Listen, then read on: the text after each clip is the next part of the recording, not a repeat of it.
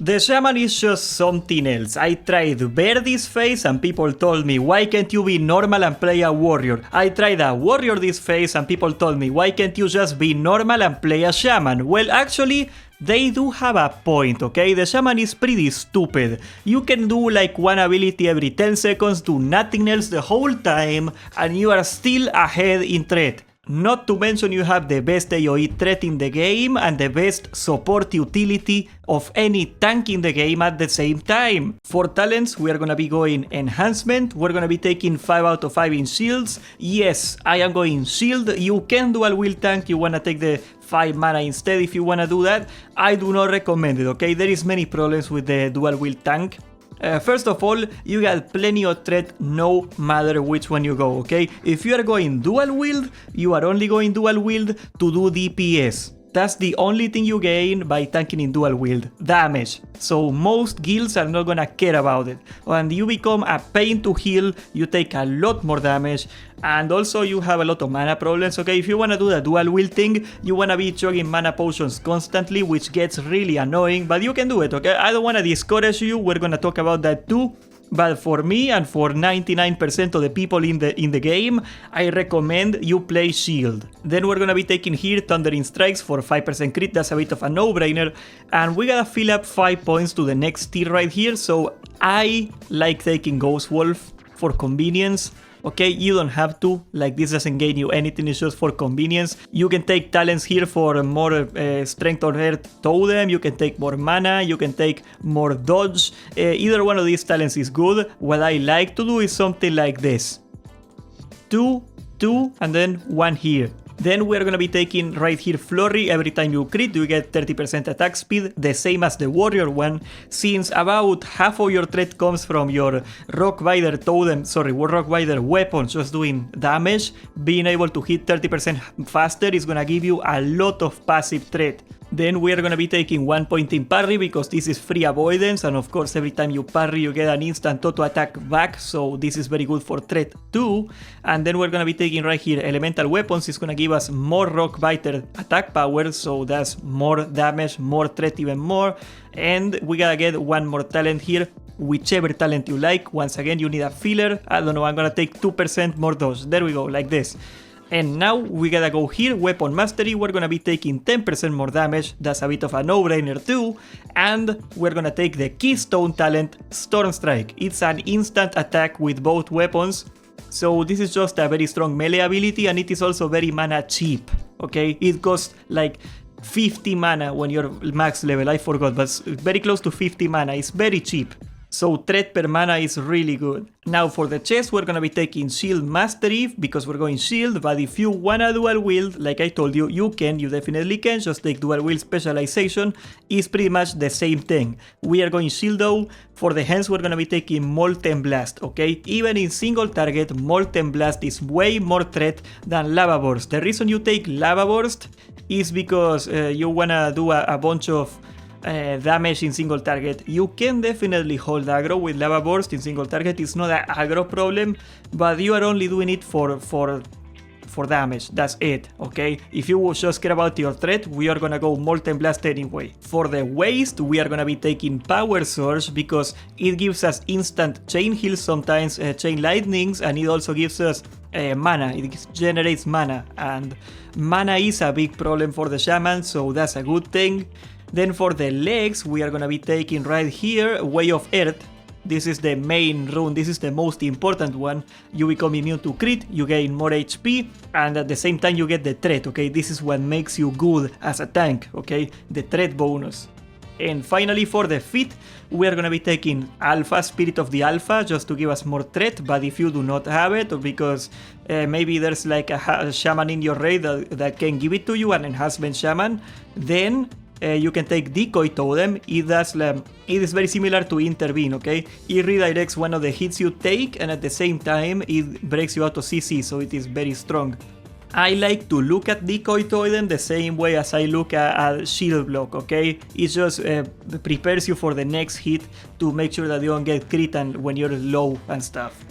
Also, if you are going dual wield, you also gotta want Spirit of the Alpha anyway, because the strategy for dual wield tanks when they get a lot of damage, believe it or not, it is that they give alpha to anybody else, because if you give alpha to somebody else, you get 20% attack power, and they rely, no cap, they rely on the 20% attack power and their damage to hold threat without a bonus. That's how insanely stupid the Shaman is getting, that you can just basically put on Way of Earth and get like a full dual wield DPS setup and still hold aggro like way ahead of everybody.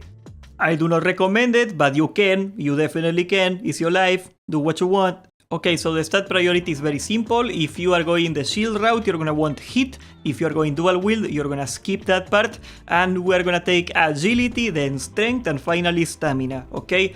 So this is the standard for threat priority right here. I am assuming that you want threat.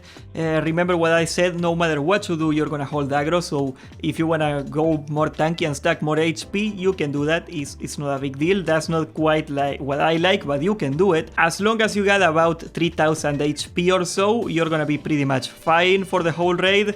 I tanked with like 2k and I was fine, but yeah, if you wanna be like not a pain in the butt for your healers, or if you wanna dual wield tank, actually you need a lot more HP to not be a pain in the butt. But yeah, that's basically just aim for about 3000-ish health and then just stack agility and then strength. Anyway, let's go over the rotation. Put on Rock Biter, that's the most important thing. This thing alone, your auto attacks with Rock Biter are gonna be like half your threat, okay? In some cases, if you have a lot of gear, you can hold aggro by just auto attacking. That's how stupid it is. And then you got a pretty simple priority rotation, okay? Of course, you wanna open with a Storm Strike and an Earth Shock, but after that, your priority is to hold Flame Shock up the dot as much as you can. And then it is Storm Strike, and then it is Earth Shock, then it is Molten Blast, and finally, if you got all the things on cooldown and if you got a Flame Shock refreshed, you can throw a Frost Shock as a filler, because raw damage, Frost Shock is the highest of all the shocks. The problem with this kind of rotation is that even with your runes, you're gonna be running out of mana really quick. So you cannot do the full rotation for very long. If you look at my gameplay, what I do in like half of the fights is I just Storm Strike and Earth Shock and do nothing, okay? That's basically the whole thing. I can even like wait a couple, like 10 seconds and just regen mana naturally while I just auto attack and do nothing, just so I can do it again. That's pretty much all you need. It is that stupid. Another tip for preserving mana that you can do is that, remember, your Earth Shock is a taunt, but it doesn't have to be the max Earth Shock to do a taunt, okay? If you wanna just taunt a guy and you don't care about like the damage, just do a rank 1 Earth Shock and it's the same thing. I made a cast modifier macro that if you hold alt, you're gonna do the rank 1 one, and if you just press it normally, you're gonna do the max rank 1. You can find it in the UI channel in my Discord. I also, now that I mention it, I made a Wikora that tells you that Spirit of the Alpha reminds you of it. Also one for Rock Biter, that's very important, okay? If you forget Rock Biter in the middle of the fight, if it falls off and you do not refresh it, there is a pretty good chance that you're gonna get critted and you're gonna die, okay? You can't forget Rock Biter. For AoE pulls, like in Trash for example, your best way to do it is to cast a Fire Nova Totem and then use the Totem projection to throw it to the guy before it pops, so you hit the whole pack with it. That's gonna be like your startup threat. After that you can just do Molten Blast and just single target whoever is like losing threat. If you got LBY or if you got Details, I think Details also has a feature for it, it will show in your nameplates when you're losing aggro, so you can know who to target while you're doing AoE. It is really good.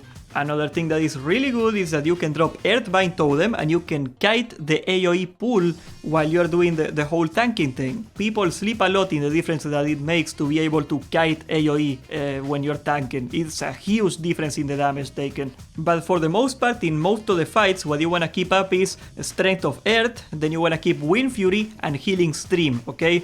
Why Healing Stream? That may be a little odd. Healing Stream gives you global threat because it is healing. So it also is gonna help you a little bit in the threat meters in a way that Mana Tide won't do it. You can do Mana Tide if you want more mana, it's perfectly fine. If for whatever reason you're in a caster group, you can do Mana Tide and that's perfectly acceptable too. There is also a couple individual tanking mechanics with the totems that I gotta cover, okay? In Viscous Fallout, you can use Disease Cleansing Totem to get rid of the debuff, so that helps a lot in the fight for the healers.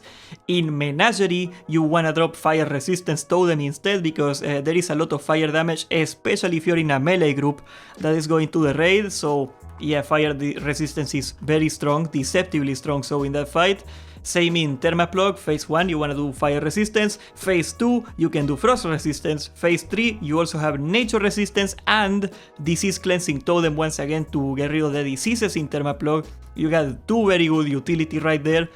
And also another thing that I forgot to mention is that in the first phase of Thermaplug, when he's gonna do the single target fire ability, if you got DBM or a weak order that I also got in my Discord, either one of those is gonna tell you, you can do grounding totem and you're gonna save yourself 1 fire stack of it. It's just gonna absorb it, so that's also really good. Grounding totem in general is pretty busted. Of course, if somebody else is giving you alpha and you are running decoy totem yourself, you can just decoy totem out of the stacks in phase 2, and also decoy totem in general, just if you pop it on cooldown, you're gonna save yourself the damage of 1 hit, so that's really good. Your consumables are gonna be Elixir of Agility, the Scroll of Strength 3 because it is better than the Elixir, and then we're gonna be taking Elixir of Greater Defense for armor, and Fire, Nature, and Frost potions, that's just the elemental protection potions. Honestly, I do not even take them anymore, I don't need to, but if you are struggling with the raid or if you're in a very try-hard guild, you should take them, they help a lot. And finally, free action potions, okay, because in the phase 2 of Thermaplug, if you do a free action potion before he does the first coolant discharge, you're gonna have 1 stack before you do that, by the way. So you have 1 stack of the frost debuff on the second phase, and then he's about to do coolant discharge, so you pop your FAP, and then what happens is that by the time your FAP ends, you fall off the first stack of it, so you basically get like 45-ish seconds of no stacks.